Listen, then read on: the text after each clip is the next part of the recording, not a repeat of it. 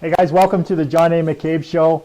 Sorry about the brief technical difficulties in getting started. There was an interruption with the feed and I had to start it all over again. So, hey, welcome to the John A. McCabe Show, where it's all about accelerating your authority in your business or field of expertise by helping entrepreneurs, business owners, authors, experts, speakers get seen, get heard, get noticed on any device, anywhere, anytime in 100 days or less, also known as the Authority Acceleration Program. My guest today is Tahani Aburaneh. Hopefully I pronounced that right. Someone I met in Denver, Colorado years ago as I was attending a marketing seminar for Simple Wealth. Tahani was already in the mastermind group that I ended up joining that weekend, and we quickly became great friends. Now, she's a published author of a book, Real Estate Riches, a money-making game plan for the Canadian investor, that is ranked on Amazon's bestseller list. Now, Tahani also donates 100% of the proceeds of that book to an organization, a charity organization named care.org. Now, Tahani is the founder of the Elite Realtor training program, SIAC, which stands for Savvy Investor Agent Certification. And she's also the author of Savvy Investor Agent Guide, where she trains professional real estate agents all across Canada to transform their business and their life. Now, a true heroine, having traversed a path riddled with setbacks, this passionate and focused woman has risen from humble beginnings to overcome the odds and transform her life. Now, Tahani was raised in a refugee camp and faced with a lot of adversity from an early age that would have defeated so many people. Now, despite her circumstances, her entrepreneurial spirit struck when she was very young, and her drive and creativity inspired her to venture into various projects. The sheer strength of Tahani's self-belief enabled her to see continued success when she immigrated to Canada. There she broke gender taboos by emerging as a highly accomplished figure in a traditionally male-dominated industry, becoming the female role model that ambitious women often seek out. As a keynote speaker, Tahani has spoken across North America, igniting the passions of tens of thousands of people with her story and her expertise. She's been featured on many TV shows, radio shows, in magazines, newspapers, and books, channeling the same conquering spirit that led her to her present-day successes. Some of her speaking clients have included the National Bank, Scotiabank, the Real Estate Investment Network, Inspiring Women Event, Canadian Real Estate Wealth Investors Forum, Bigger Pockets Real Estate Investing Summit, eWomen Network, and more. Now, she's shared stages with other prominent people in the real estate, motivational, and entrepreneurial industries. Now, her story should be seen as a true demonstration of how an average individual can successfully achieve above average results and financial independence. Now, Tahani's life is a powerful testimony illustrating how being focused on helping others and living your passion can be rewarding. So be sure to stick around, because when I come right back, I'm going to be joined by my good friend, Tahani Aburaneh. Sorry, I even practiced her name many times. Aburaneh. It's okay, you're doing Aburaneh. great. So just bear with me. I will be back in just a second.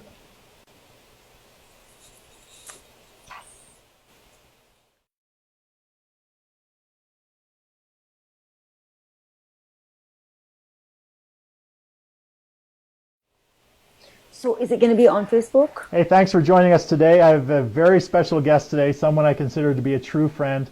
Tahani Aburaneh is an author, land developer, entrepreneur, international speaker, real estate educator, and proud mother of 2 grown children.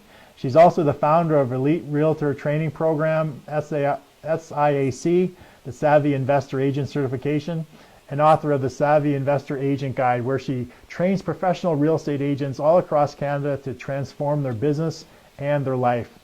So please give it up with a flurry of likes, loves, shares, and thumbs ups and hearts across the screen. So give it up for my beautiful guest right now, Tahani Aburaneh. Hey, Tahani. Hello, thank you so much for having me on. This is such an honor. Thank you, John. No worries, Tahani. It's been a long time since we've had a chance to speak. I can't remember the last time. So true. It was definitely after the mastermind ended, and so yeah, thanks for being on the show, and sorry for any technical difficulties, and I did get your name right, didn't I? When I pronounced your name? Yes, you did. Yes, you did. Aburaneh. Yes. Aburaneh. I even practiced it so many times before the show even started. You got it. So, Tahani, before we really get into the show and we talk about your entrepreneur's journey, what I like to do with a lot of the guests first thing is we do what I call a speed round of questions. So it's really to get the guests to know you a little bit better. I don't know if you've watched the show before. Basically, it's just a series of 10 questions, and whatever comes to your mind the quickest, just blurt it out. You know, if you Go for it. a few words or a few sentences. It's nothing that you really need to study for at all, so don't worry. So what I'd like everybody to do is, if you want to play along, that would be great. So when I ask the question, just type your answer into the chat, and let's see how your answers compare to Tahani. So without further ado, Tahani, I'm going to get started. So number one is, name the book that impacted your life the most. Oh, wow. Actually, I don't know. There's two of them, but I'll say Grow and Think. Think and Grow Rich? Yes, and also A Rich Dad, Poor Dad is another one, for sure. So when you were a young girl, did you have a celebrity crush? If so, who was it? No, I did not, because there was no Google, there was no TV, there was nothing. So I did not have any celebrity crushes. So where did you grow up? I grew up in a refugee camp in Jordan. Jordan, okay. Jordan. So yeah, there's probably not a lot of TV watching going on in a refugee camp. So there was no TV. Yeah, there was no TV then. Yes, exactly. No TV, no phones then in that refugee camp. Yeah, so there was no crushes. So how about, what is the book, the podcast, or the show that you're reading, watching, or listening to that you're into right now, that you're enjoying right now?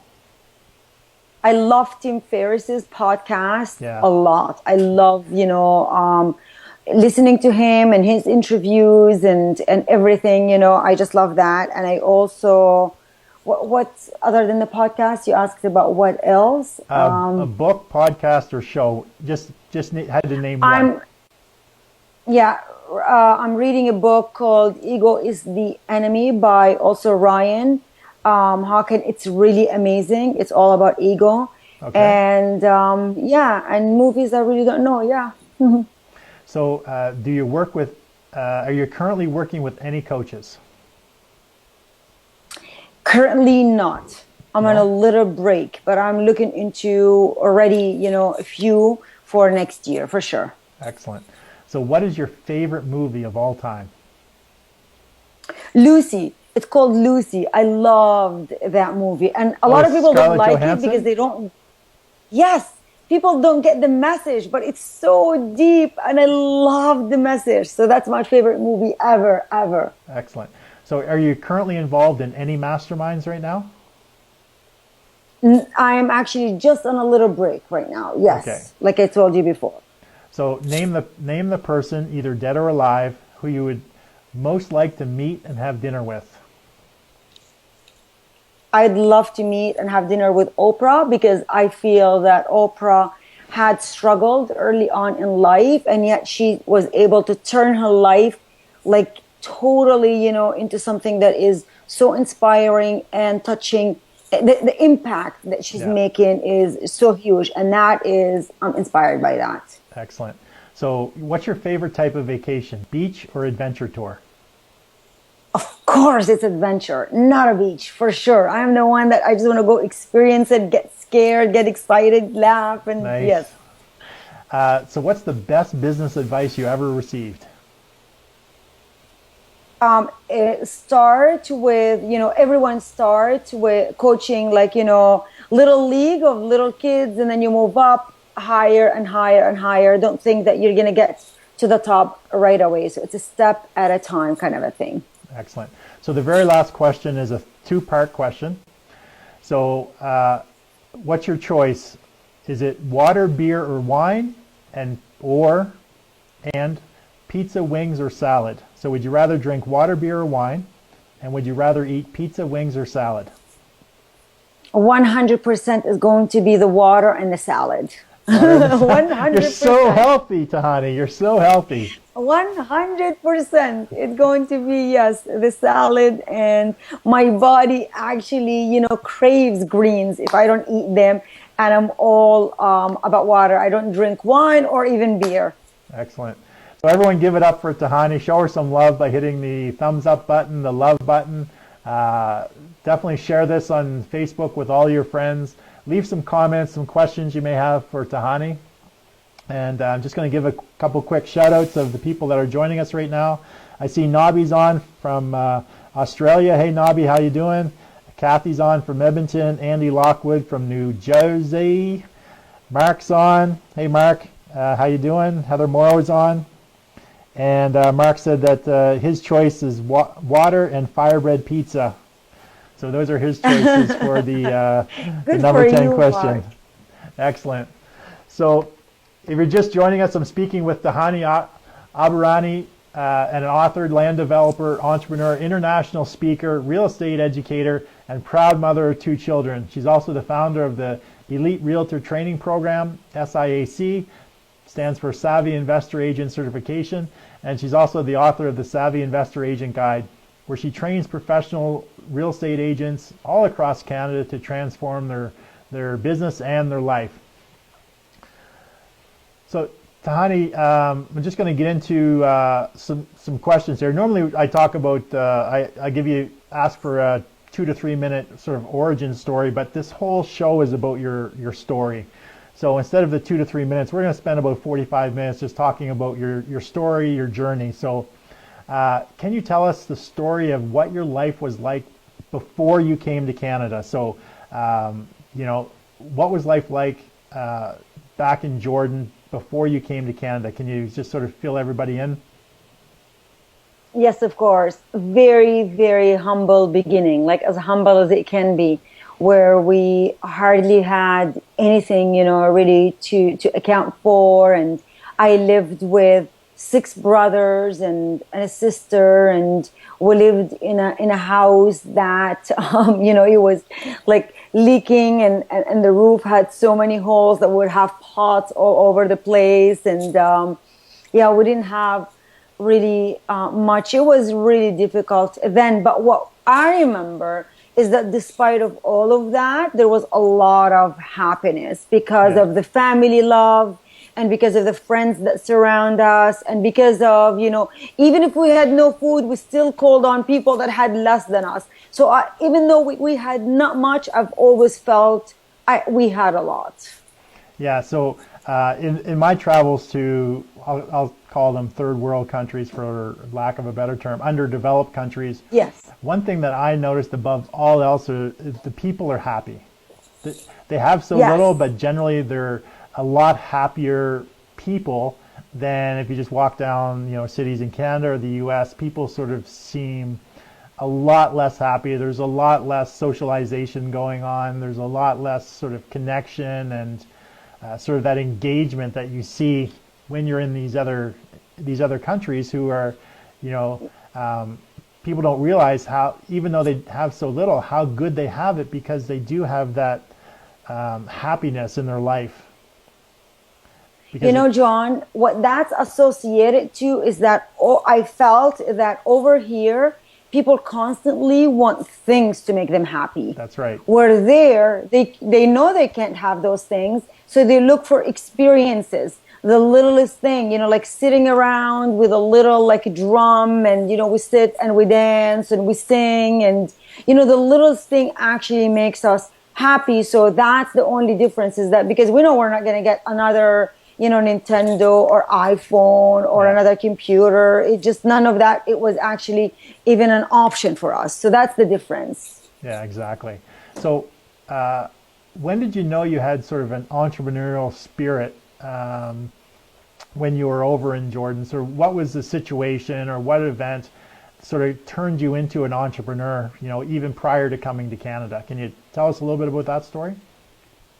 I love that part, because I remember even as a little girl, I had my brothers. I would get them, actually, I would bake cookies, or I would do some kind of sweet, and I would say to my brothers, go out to the market and sell it, because as a girl, could not go out and sell it. So my brothers would go out and sell it, and then we would take the cost out, and then I would split the profits with my brothers. So my mother did not teach me how to do that. Nobody taught me how to do that, but yet that was the spirit within me to think about these things. And I would remember even sometimes I would think of games, John, Yeah. and I would perfect them, and I would go teach them to my brothers, and I would say, now you go with this game, and again, teach it or play it outside, and whatever we make profit of, and we would split it. So it was, it's within me, and I only realized later on that that's my entrepreneurial spirit that was within me, and I knew how to share it with my brothers, so it was great.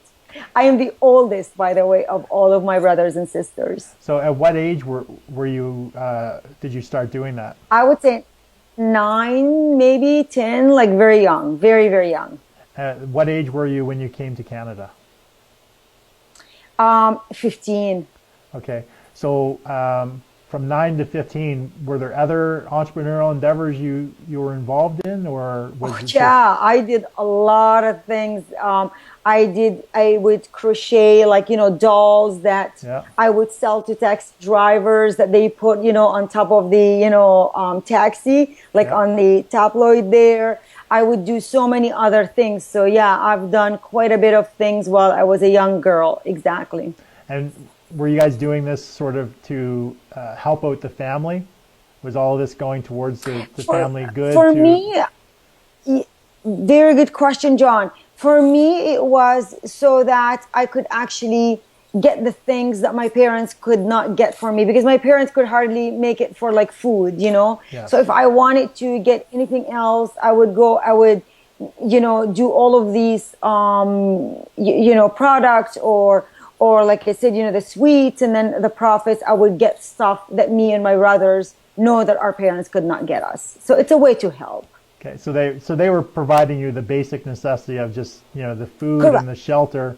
So Correct. you got to keep the profit and spend it on sort of treats for yourself, candy or Correct. whatever it is that you wanted to.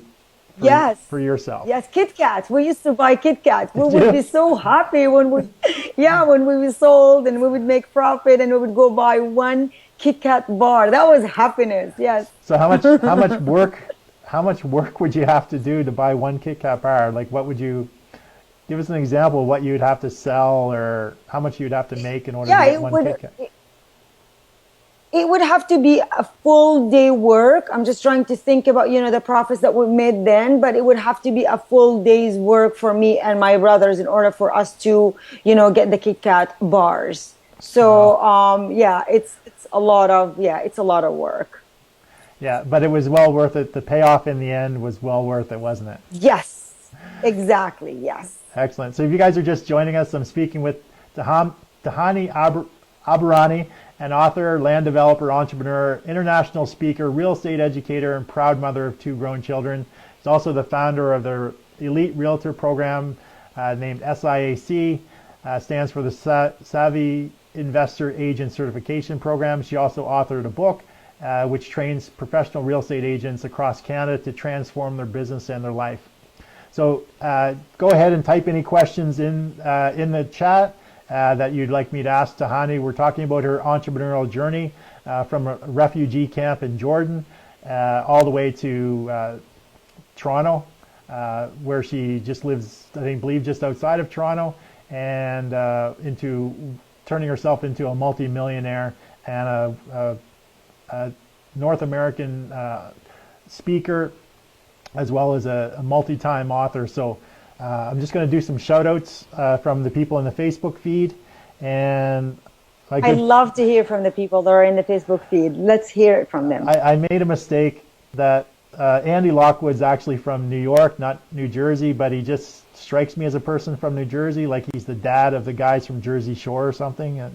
But Andy Lockwood's Hi, Andy. on. And then all the other people are still on as well. So thanks you guys for joining us. Like I said, give us some likes, some love, share this, and leave your comments with us. And if you have any questions for Tahani. So like I said, I'm talking to Tahani Aburaneh. And Tahani, so take me through your journey of coming to Canada. So what did you do when you first got here? How did you get by financially? So talk about your story from, how you got into Canada and sort of your first few years, how that all sort of transpired and how did you get by financially, that sort of stuff. Yes. So, I guess since my dad knew I was very talented at school and he knew he could not really give me the education that maybe I needed to while I was in Jordan, one day I was just coming home from school and then I'm being greeted by my family and my aunts and uncles and they're all kissing me and hugging me. I'm like, what's happening? What's going on? And that's when they told me you just got married. There was a pause. I could not hear anything but stillness. How old were you again? I was only 15 years old. At 15, and they just informed you that you were now getting married me off, yes. They just informed me that I got married to somebody that I don't know or ever met. And that was dramatic enough. And then to add to it is like, oh, you're going to go to Canada. And at the time, again, I did not even know where Canada is or anything about Canada or English or the English language or any of that stuff. And my dowry practically was only $2. So it was, so that's how it was. So it was a huge shift. It's like a shift that I did not even ask for. It's like things change that are out of our control. And this was one of it, is that I did not even ask for it. It was made by my parents for me. I did not make that. Wow, that's crazy. So talk a little bit more about, so now you're going to get married. So did the marriage happen in Jordan or did you come to Canada to get married? Yes, we had a little party in Jordan and then I came to Canada. It was so difficult to come to Canada, but we still had a party also in Canada. And at 15, I had to obviously, learn a new language, learn a new, culture, being in a different culture. I remember the first time walking down the aisles of my school. I wanted to go to the bathroom and I did not even know what to say or how to say I want to go to the bathroom. And I just remember I'm going like this to the teacher. I gotta go, almost like the sign language, and then they knew right away and then they had to tell me where to go. But there was a huge differences, John. Like I saw, it's a cultural shock for a Canadian to go to Jordan or if for a Jordanian to come to Canada. And to top that, it was also, shocked to be, at my age, being married and having the responsibility of having to, to take care of my husband and to take care of my new home and to take care of my mother-in-law, father-in-law. Yeah. Plus, on top of that, my dad told me that we're sending you to Canada so that you're able to make it and you're able to help us back home here in the refugee camp. So if you were to take a second and think about the responsibility, the huge responsibility I had on my shoulders at that age. That's crazy. So, so you were going to, when you were in Canada, you were married, going to school, and looking after a household at the same time. And having a part-time job as well at a convenience store. That was the convenience store owned by your husband's family? At the time, not. No. At the time, not. So was your husband Jordanian and he was living in Canada? Okay. Yes, correct. Sort of just trying to get some of the backstory here. So. Yes, that's okay. You can keep asking, yes. So when you first got there, you're 15, being taken care of by your husband at the time and his family, obviously having to contribute. How long did it take you to, one, learn the language? And, because if you're working part-time, you're probably just stocking shelves or working in a store. But how long did it actually take you to learn the language in Canada, enough that you could communicate effectively? So what happened is when my dad told me, I cried to my dad and he said, please, Dad, don't marry me. Please, Dad, don't send me to Canada.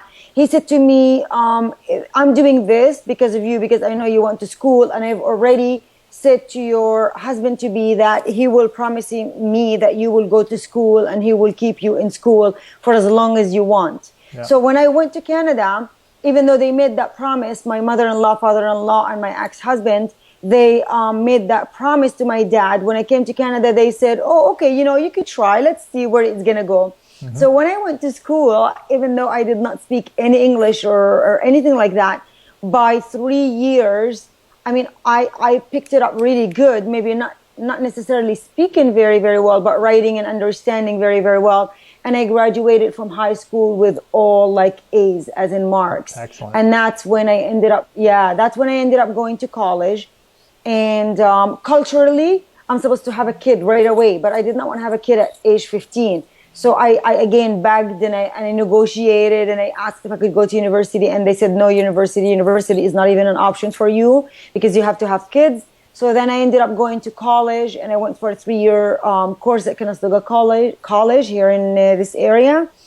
And I graduated as well with an honors, on an honors roll. So excellent. It was just a wonderful journey. I wanted business, and I knew that that's what I wanted from day one, even though my family want me to be a nurse. They said, you're very compassionate, you're very caring, you got to get into nursing. And I'm like, nope, I want business. I knew that business is the way for me. So can you share with us some of the challenges that you went through? I mean, you've been in Canada, you've gone to school, went to college, graduated with top honors, top marks.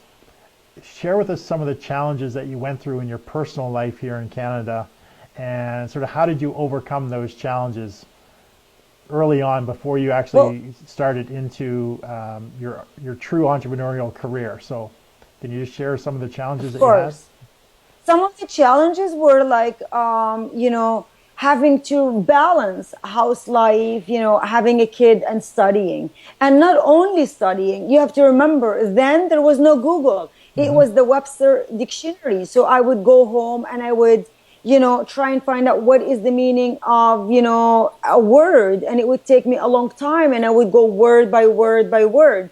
And even when I'm doing math, it's like I didn't know what the plus sign is, what the minus sign is called. And I would have to do, so it's like taking all that extra time to learn the language while I'm studying my class, while I'm actually working a part-time job, while I'm taking care of the house. And then the last year I had a baby, and I had to take care of my baby as well. So it's been extremely, it's so much, to handle, and so much, to do. And everybody around me did not want me to do this. And that's the crazy thing, is that they all were waiting for me to fail. They were all waiting for me to give up, but I would not, because I've always loved education. I've always believed in learning, because I believed if I have education and I keep learning, then I will grow. And if I grow, I'll never stay the same. And that's one of the lessons that I've learned early on in my entrepreneurial, world. Yeah. So when is it that you had your first child? So when is it that you actually sort of went head first? How much longer before you had gone head first into being a true entrepreneur? So were you still married at the time? Sort of, what was the transition from being a mom, being a housewife? You had just finished college. What was the transition between then and you actually becoming a realtor and really starting down that path? Okay. So what happened is, right after my college, I had my baby girl, and then, my son. 2 years later, I've had my son. But meanwhile, my ex-husband and his brothers were opening a convenience store, and they thought it was going to be extremely hard to open a convenience store in the location that they did, and very unlikely it's not going to succeed. I told them I will make it very successful. I took it on, and within a year, it was very, very successful. While I was doing that, and they were being shocked of how well I'm doing, and they were thinking of maybe actually opening another store for me, my brother came up to me and says, Tahani, I'm thinking about selling few toys in a flea market. I don't know, I'm sure people in North America know what a flea market is. And I said, okay, great, but why a flea market? Why not have you a store? I'm always thinking bigger. I'm always thinking, more ideas. And he's like, but I don't know if I can do that. I don't know if the bank will give me money. I don't know if I can find a store to put these toys in. I don't know if people will give me, a credit. You know how they give you like products and you pay like in 30, 90, 60 days? Yes. And I'm like, let me handle that. And that's when I went on. We opened, a few months later, I opened a dollar store for him. That was when the first, the dollar store, it was the craze of the dollar store, early 1990s. Yes. And within 1 year, that dollar store, we started with a loan of $20,000. Within 1 year, we had over $180,000 worth of inventory, plus a 2,000, square foot, dollar store, one of the busiest in the area I'm in, one of the busiest stores in the area I was in. And from there was a real estate office across the road. Okay. And the manager of that office would come to the store to get cigarettes and gum and water. And then he would see me interact with people. And then he kept saying, Tahani, I think you should get into real estate. And I'm like, but I don't know anything about real estate. And he's like, oh, I think you would be phenomenal. I could actually help you, with your skills and with your people skills, you would be phenomenal. And I'm like, finally, I said, okay. And that's when I got into the real estate business. Excellent. So if you're just joining us, I'm speaking with Tahani Aburaneh. She's an author, land developer, entrepreneur, international speaker, real estate educator, proud mom of 2 grown children, also the founder of the Elite Realtor training program, SIAC, Savvy Investor Agent certification, and the author of the Savvy Investor Agent Guide, where she trains professional real estate agents across Canada to transform their business and their life. So if you have any questions for Tahani, just leave them in the comments. We're talking about Tahani's entrepreneurial journey from a refugee camp in Jordan all the way to becoming a multi-millionaire here in Canada. So Tahani, can you share with us how you got started on your path from where you are for your real estate path? So the gentleman, he convinced you to get involved in the real estate. So you had grown a couple of successful stores, a dollar store and your husband's convenience store. So once you started into the real estate game, sort of what challenges did you have to overcome into getting into that as a realtor? And then let's talk about transitioning from just being a realtor to owning your own brokerage, becoming a land developer, becoming an investor. So let's talk about sort of that segment of your life. Well, what happened is when I got into the real estate industry as a realtor, actually by then I did not even know how to sell a house. I've never bought a house. I've never sold a house. It was always my ex-husband saying, go sign the papers at the lawyer's office. And I did not know anything else other than that.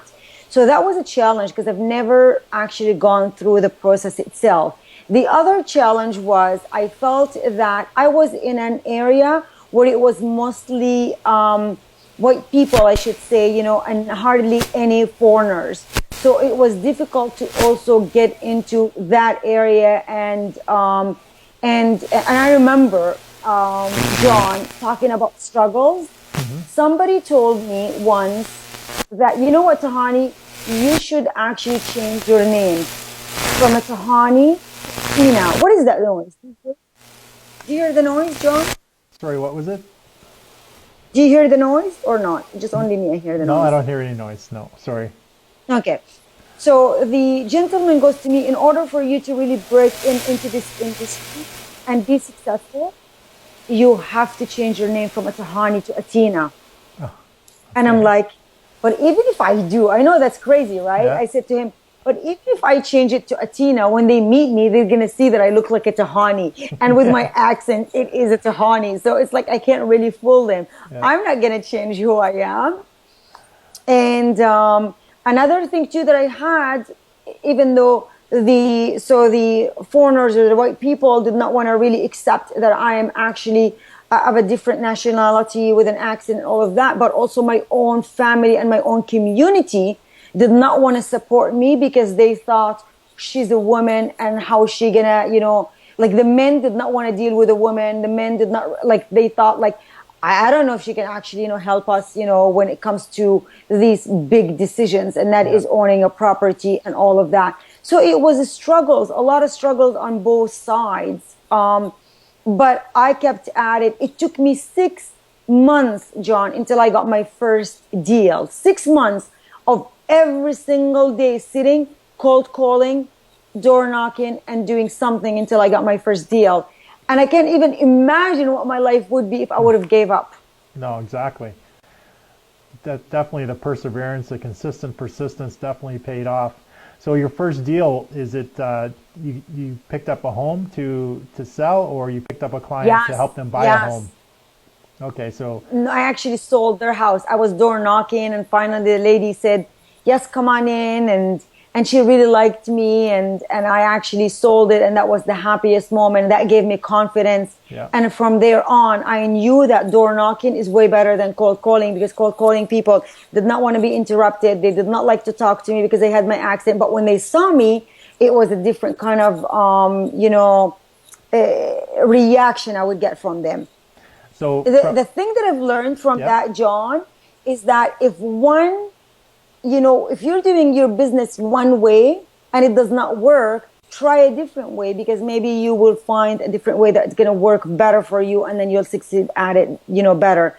Don't just keep doing something that does not work. Yeah, doing the same thing over and over without getting any results is insanity. That's sort of what they say, right?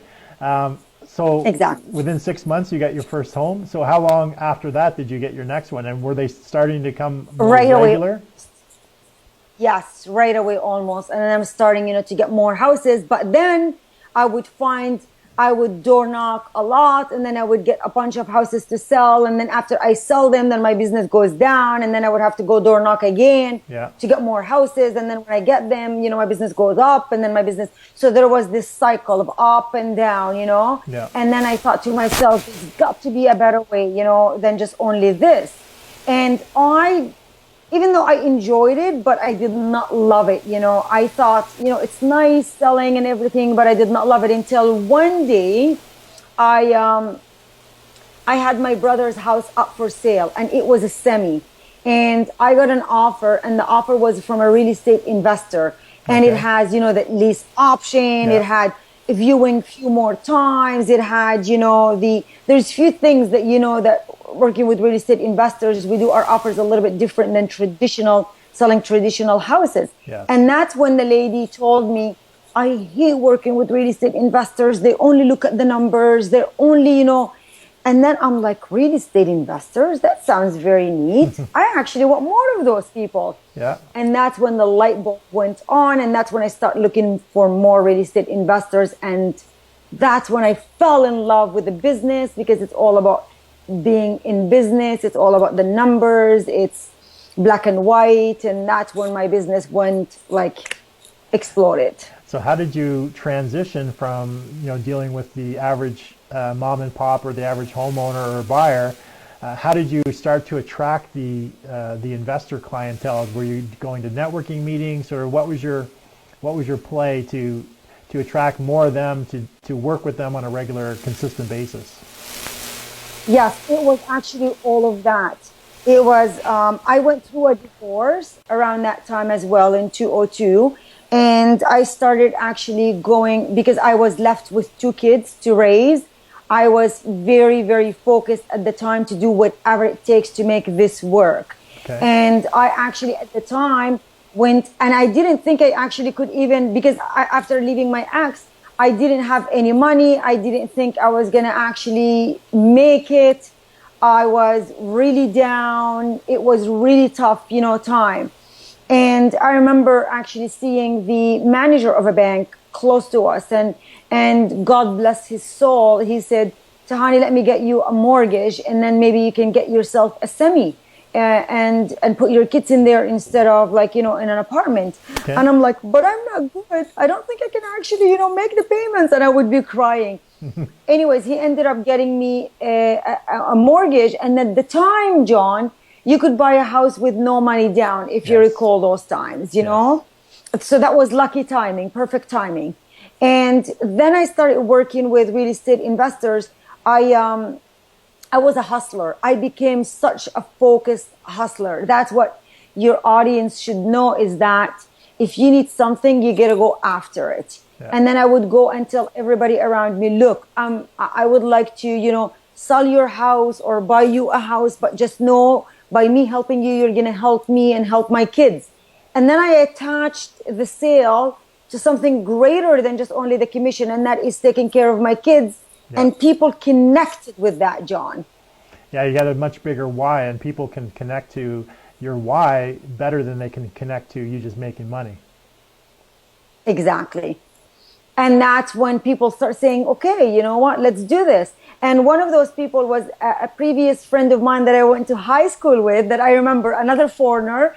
And he says, I wanted to buy a house, and an investment house, and this is what I'm looking for. And I said, whatever you're looking for, tell me, I'll go get it for you. And I did get it for him.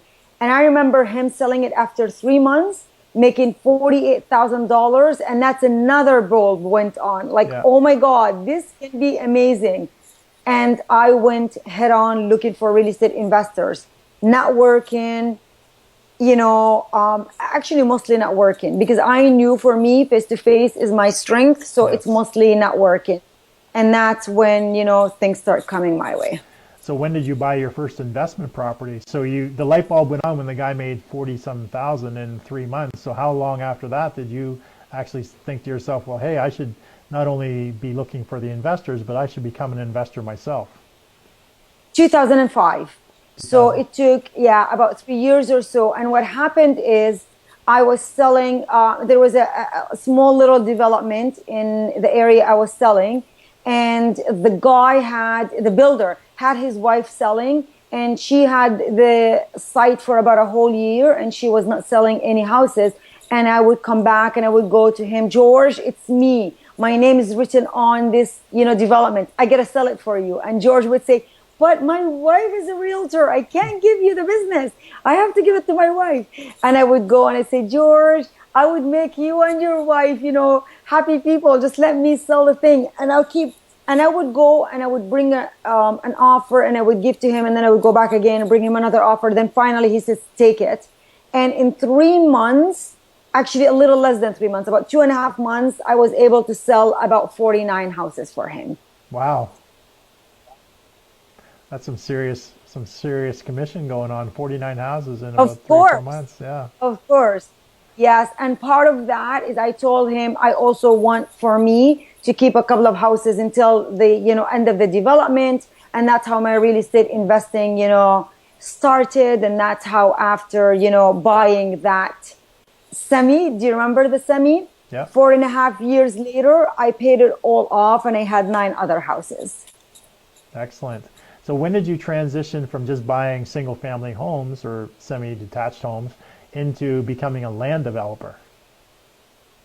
Actually, in 2009, I started my land development, and I needed some cash because, as you're aware, and most of your audience know, is that you need large sums of money to do development. Yes. So that's when I started selling some of my, houses or investments so that I can cash in and then start. And I started with a small piece of land, and I built 6 townhouses on it. Okay.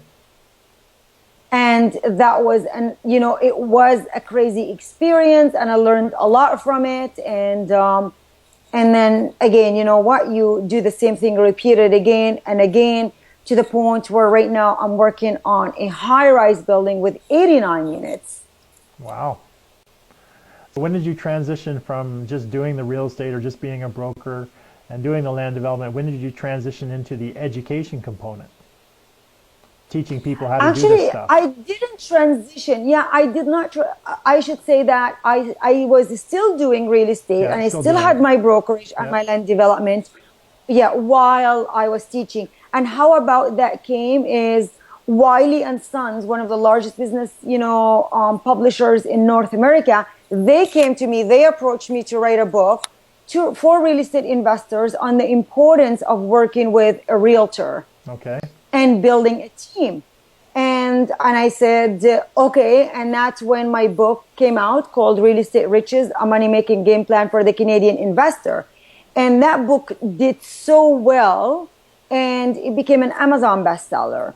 Nice. But what happened is I was being featured because of that book in a magazine that's only geared towards realtors, just only for realtors. And when that article came out, realtors from all across Canada start sending me emails, tweeting me, asking me questions. How do I do what I do? How do I work with real estate investors? Because there is no training for real estate investors in, our industry, specifically for, investors. And that's when, again, I came out for training for realtors. So the training for investors and the training for realtors came about as I was doing. What I was teaching is what I was passing on to my clients. Excellent. So you're just basically taking exactly what you've done successfully over a period of time, leveraging your expertise and being able to teach it to other people. Correct. Still while you're still in the game, still making money through the brokerage, still doing land development, and then adding on Correct. an additional source by giving back to and helping out other people who are interested in doing the exact same thing. Exactly. It's really for the impact. It's about paying it forward. I did not need the money from the training, but I was paying it forward so that people can learn what I've learned, and then they can take it and apply it and transform their business. Therefore, they would transform their life. Exactly. So what's next for Tahani? So, you've been successful in so many different things over the past years. What do you feel is your true purpose or calling in this world? So what do you want to share with others? So, talk about Tahani's future. Tell us about that story. My future, what I'm so excited about. I mean, there's a lot to be thankful and excited about in my life, but the one that's really right now consuming most of my time is my new training for actually women entrepreneurs. And I wanted to help women to really step up, elevate, take responsibility of their life, and again, transform their lives as I have transformed mine, with no excuses of your background, of you having kids or no kids, if you having a husband or no husband, or whatever it is. If you really have it in your mind, we need to manifest it in this world, and then I'll share with them exactly what I've been doing as well to build few businesses to a 6, 7, and 8-figure businesses in my personal life. Yeah, so you managed to do it all, balancing, a family life, 2 kids. You went to school, you're working a couple different jobs, opened a couple different stores. You still, you took your real estate license. You just were consistent on a persistent basis. You persevered through that. So there's really no excuse why anybody can't do a similar thing. You were new to the country, you had to learn the language. So for a lot of people, they just come up with excuses as to why they can't do it, when there is no excuse as to why they can't. It's just in their mind. It's their mindset. They just think that they can't do it, but in reality, if they are actually it's fear. They're afraid of something. Exactly. Yes, exactly. And we need to dig deep into why they're afraid of whatever they're afraid of. Excellent. So Tahani, do you have any closing remarks that you'd like to give to the audience, to the people watching? Anything that you'd like to say? I truly believe anyone wants to attain, personal growth and business growth and make more money and create more wealth, because wealth is not just only money, it's also health is wealth, That's right. Having a great family is wealth, having amazing friends is wealth, So if anybody wants to create that, I believe it's absolutely attainable. It's just that you need to focus, put your heart and soul into it, and just go with all of your heart into what you want to do. So that's, it can be done. Excellent. Well, that's all the time that I have for you today, Tahani. I want to personally thank you for being on the show and sharing your journey with us. It was great seeing you again. I know it's been too long since we got to catch up. So everyone out there, show Tahani some love by hitting the like button, the love button. Be sure to share this with your friends on Facebook and any questions from questions from the people associated page. And we'll just take a quick run through just to see if anyone has any questions. I see that there's a few new people joined us. Kim Burgess joined. Keith Shannon joined us. I don't see any specific questions right at the moment, but that could be. Let me refresh my page here. Denise McPherson says, "Nice to see you, Tahani." Oh, I love you, Denise. Nice to see you too. So So I don't think there's any specific questions, but as always, if you do have questions, just leave them in Facebook comments. If we're not live, then either myself or Tahani will follow up with you on whatever questions that you do have. Tahani, it's been great having you on the show, and I look forward to catching up with you again real soon. So, Tahani, thank you, and for everyone else, just stick with me. Thank you. Just stick with me for a minute, and I will be right back after this quick transition.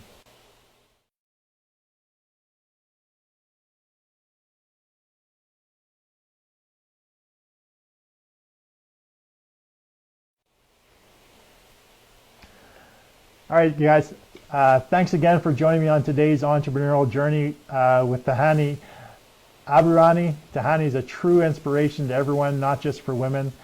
She's a very sharp business person, but also has a heart of gold, and she's so giving of herself and has a willingness to share her inspirational message to others. You know, as Napoleon Hill once said, every adversity, every failure, every heartache carries with it the seed of an equal or greater benefit. Tahani is living proof of this. The kinds of challenges, struggles, and adversity she has overcome to turn around and be as successful as she is a testament of her sheer will and her sheer determination. Now, in today's society, there's so much entitlement in our country, continent, and in our continent from people who are born here.